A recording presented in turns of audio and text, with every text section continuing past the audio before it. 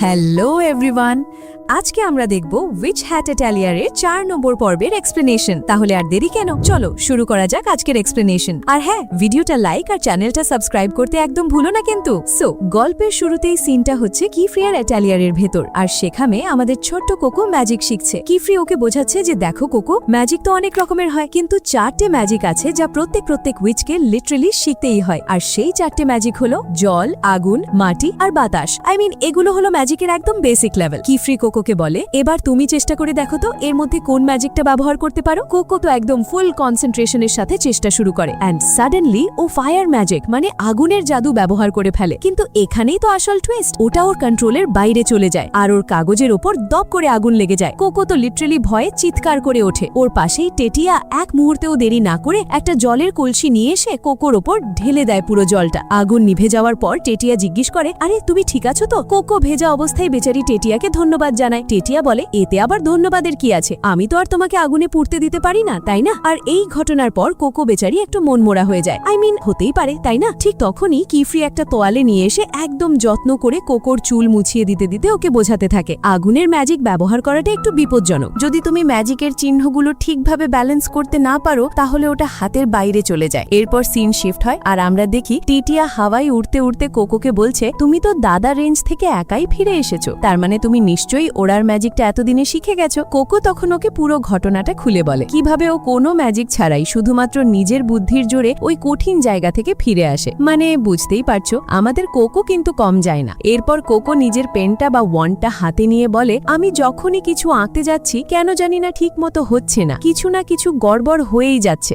আসলে এখানে একটা ছোট্ট সিক্রেট আছে। কোকো এখনো অ্যাগটের জুতোটা ফেরত দেয়নি, কারণ জুতোটা ওর জন্য নষ্ট হয়ে গিয়েছিল, আর ও চাইছে ম্যাজিক দিয়ে জুতোটা আবার আগের মতো ঝকঝকে করে তারপরই অ্যাগটকে ফেরত দেবে। কি মিষ্টি, তাই না? কিফ্রে কোকোর কথাগুলো মন দিয়ে শোনে, তারপর ওর হাত থেকে পেনটা নিয়ে খুব শান্তভাবে বলে, আমার মনে হয় এই ওয়ান্ডটা তোমার জন্য ঠিক নয় কোকো। প্রত্যেক উইচের উচিত নিজের ওয়ান্ড নিজে পছন্দ করা, আর এটা তো আমার পুরনো ওয়ান্ড। চলো আমরা তোমার জন্য একটা নতুন ওয়ান্ড নিয়ে আসি। এই কথা শুনে কোকোর মুখে হাসি ফোটে। কিফ্রি জানায় যে আমরা একটা ম্যাজিক্যাল স্টেশনারি দোকানে যাব যার নাম কালহান। ওখানে তুমি ম্যাজিক সম্পর্কিত সবকিছু পাবে। আর এই কথা শোনার পর তো কোকো আর টেটিয়া দুজনেই খুশিতে লাফাচ্ছে, কারণ ফাইনালি ওরা শহরের বাইরে ঘুরতে যেতে পারবে। এরপর ওরা চারজন কিফ্রি, কোকো, টেটিয়া আর অ্যাগট বেরিয়ে পড়ে কোকোর জন্য একটা ব্র্যান্ড নিউ ওয়ান্ড কিনতে। এরপর সিন শিফট হয় আর আমরা দেখি ওরা কালহান নামের এক জাদুকরী শহরে পৌঁছে গেছে। শহরটা অসম্ভব সুন্দর আর ব্যস্ত, চারদিকে শুধু উইচ আর উইচ। কোকো তো এতজন উইচকে একসাথে দেখে লিটারালি হাঁ হয়ে গেছে। ওর তো বিশ্বাসই হচ্ছে না যে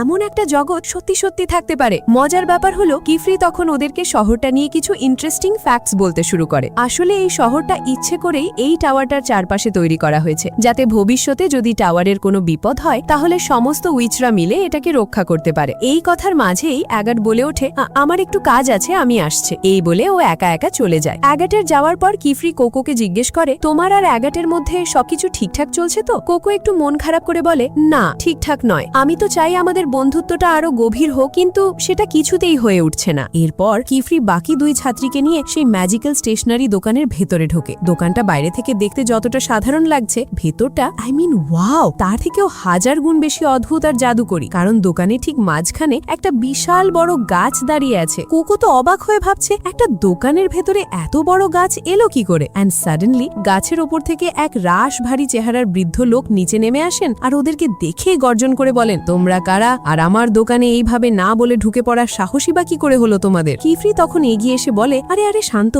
হন, এই হলো কোকো, আমার নতুন অ্যাপ্রেন্টিস। ও এখানকার নিয়ম কানুন তেমন কিছুই জানে না। বৃদ্ধ লোকটা কোকোর নাম শুনেই চমকে ওঠেন। ও তাহলে এই সেই কোকো যাকে নিয়ে আজকাল এত কথা হচ্ছে, সেই ফরবিডেন ম্যাজিক ব্যবহার করার ব্যাপারটা, তাই তো? এই কথা শোনার পর অবশ্য বৃদ্ধ নিজের ব্যবহারের জন্য কোকোর কাছে ক্ষমা চান। এরপর তিনি ওদেরকে নিজের দোকানে স্বাগত জানান আর বলেন, আমার এই দোকানে তোমরা সবকিছু পাবে, ম্যাজিক আঁকার পেন থেকে শুরু করে ম্যাজিকের কালি পর্যন্ত। তিনি আরো বলেন যে এই দোকানে কোনো সাধারণ কালি নয়, বরং কনজারিং ইঙ্ক ব্যবহার হয়। এন্ড ভাই, এই কালি ছাড়া কোনো ম্যাজিক আঁকা লিটারালি অসম্ভব। এরপর বৃদ্ধ লোকটা ওদেরকে সেই কালি তৈরির ইনক্রেডিবল প্রসেসটা দেখানোর জন্য গাছের একটা ছোট্ট ডাল ভাঙেন আর সেটাকে ফুটন্ত গরম জলের মধ্যে ফেলে দেন, আর সাথে সাথেই একটা ম্যাজিকের মতো ঘটনা ঘটে।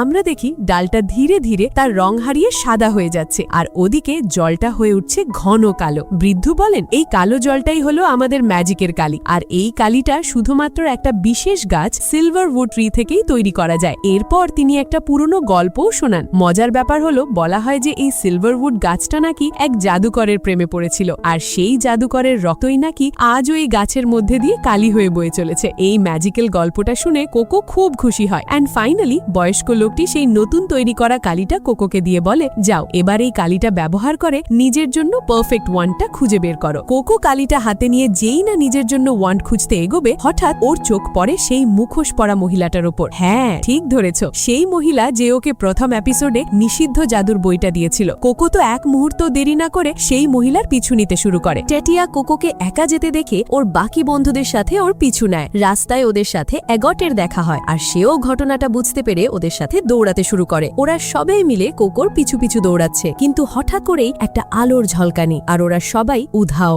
Literally vanish. পেছনে বেচারা শুধু ওদের পোষা ছোট্ট প্রাণীটা একা পড়ে থাকে। এরপর সিন শিফট হয়, আর আমরা দেখি কোকো আর বাকিরা একদম অচেনা একটা জায়গায় এসে পড়েছে। চারপাশের দেওয়ালগুলো অদ্ভুত মার্বেল দিয়ে তৈরি। অ্যাগট মার্বেলগুলো দেখেই বুঝতে পারে যে ওরা টেলিপোর্ট হয়ে অন্য কোথাও চলে এসেছে। টেটিয়া তো উড়তে উড়তে জায়গাটা দেখার জন্য ওপরে যায়, কিন্তু ওপরেও যা দেখে তাতে ওর মুখ ভয়ে একদম ফ্যাকাশে হয়ে যায়। ও কাঁপা কাঁপা গলায় চিৎকার করে বলে, তাড়াতাড়ি এখান থেকে পালাতে হবে। কিন্তু ততক্ষণে অনেক দেরি হয়ে গেছে। সেই মুখোশ পরা মহিলাটি ওদের সামনে এসে দাঁড়ায় আর বলে, আমার তোমাদের তিনজনকে নিয়ে কোনো আগ্রহ নেই, আমার দরকার শুধু কোকোকে। তোমরা ওর আর আমার মাঝখানে এসো না। আর ঠিক তখনই ওদের পেছনে একটা বিশাল ভয়ঙ্কর ড্রাগন দেখা দেয়, অ্যান্ড অফকোর্স ওটা ওদের উপর আক্রমণ করতে তৈরি হচ্ছিল। এদিকে দোকানে কিফরি মেয়েদেরকে না পেয়ে চিন্তায় পড়ে যায়। সে বৃদ্ধ লোকটিকে জিজ্ঞেস করে, আপনি কি আমার ছাত্রীদের দেখেছেন? তিনি বলেন, না তো, হয়তো ওরা বোর হয়ে বাইরে কোথাও ঘুরতে গেছে। কিফরে বলে, না না, ওরা এমন নয়, ওরা আপনাকে ধন্যবাদ না বলে কোথাও যাবে না। ওরা যখন এই নিয়ে কথা বলতে থাকে, তখন একটা ছোট্ট বাচ্চা ছেলে এসে বলে,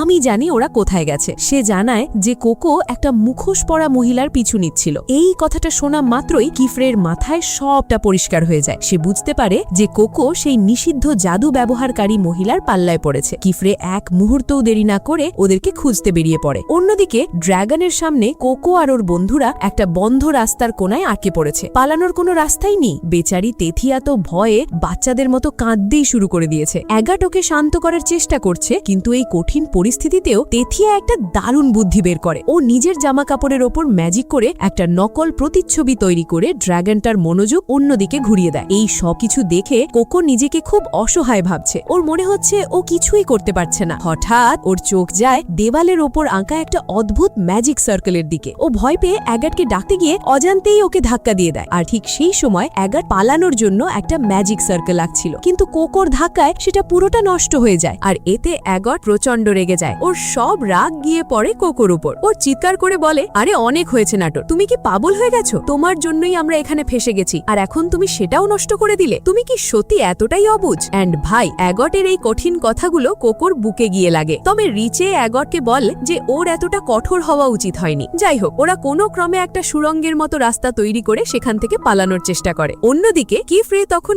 লিটারেলি পাগলের মতো ওদেরকে খুঁজে বেড়াচ্ছে। সে যখন কিছুই বুঝতে পারছে না যে ওরা কোথায় যেতে পারে, ঠিক তখনই কোকোর সেই ছোট্ট পোষা প্রাণীটা সেখানে এসে পৌঁছায়, আর কিফরেকে একটা দিকে ইশারা করতে থাকে। ও কিফরেকে পথ দেখিয়ে কোকোদের কাছে নিয়ে যেতে এসেছে। কিফরে এক মুহূর্তও দেরি না করে ওকে অনুসরণ করতে শুরু করে, আর মনে মনে বলতে থাকে, তোমরা চিন্তা করো না, আমি খুব তাড়াতাড়ি আসছি, আমি তোমাদের কাছে পৌঁছাচ্ছি, আমি তোমাদের কিচ্ছু হতে দেব না। আর এই টান টান উত্তেজনার মুহূর্তেই এপিসোডটা এখানেই শেষ হয়ে যায়। তো বন্ধুরা, এপিসোডটা তোমাদের কেমন লাগলো অবশ্যই কমেন্ট করে জানিও। আর হ্যাঁ, যদি এক্সপ্লেনেশন ভালো লেগে থাকে তাহলে একটা লাইক আর সাবস্ক্রাইব করতে একদম ভুলো না। চলো তাহলে আবার দেখা হবে তোমাদের সাথে আর একটা নতুন ভিডিও আর নতুন এক্সপ্লেনেশন নিয়ে। ততক্ষণের জন্য take care and good by.